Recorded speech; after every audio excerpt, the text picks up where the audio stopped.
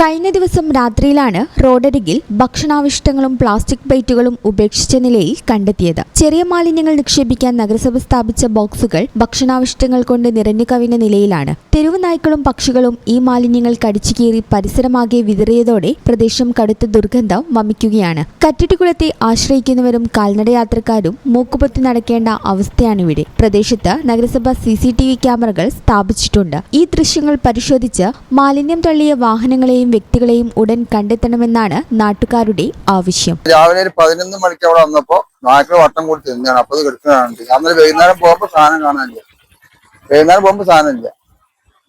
രാവിലെ 11 മണിക്ക് വന്നപ്പോ ഇതേമാതിരി കിടക്കുന്നുണ്ട്. നായ്ക്കൾ ഇത്തോളം കൂടി ഇട്ടുണ്ട്.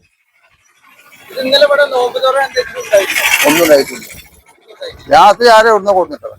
സംഭവത്തിൽ നഗരസഭാ അധികൃതർക്കും പോലീസിനും പരാതി നൽകാൻ ഒരുങ്ങുകയാണ് പ്രദേശവാസികൾ. കുറ്റക്കാരെ കണ്ടെത്തി അവർക്കെതിരെ കർശനമായ പിഴയും നിയമ നടപടികളും സ്വീകരിക്കണമെന്നും ജനങ്ങൾ ആവശ്യപ്പെട്ടു. ഈ channel news Valanchery. BSc optometry ഒരു പ്രൊഫഷണൽ കോഴ്സാണ്. ഇതൊരു പ്രാക്ടിക്കൽ ഓറിയന്റഡ് കോഴ്സും കൂടിയാണ്. ക്ലാസ്സിൽ പഠിക്കുന്നതിനേക്കാൾ ക്ലിനിക്കൽ എക്സ്പോഷർ കൂടുതൽ വേണ്ടൊരു മേഖലയും കൂടിയാണ്. അൽസലാമ ഐ ഹോസ്പിറ്റലിൽ ആവശ്യത്തിലധികം ക്ലിനിക്കൽ എക്സ്പോഷർ നമുക്ക് ലഭിക്കുന്നുണ്ട്.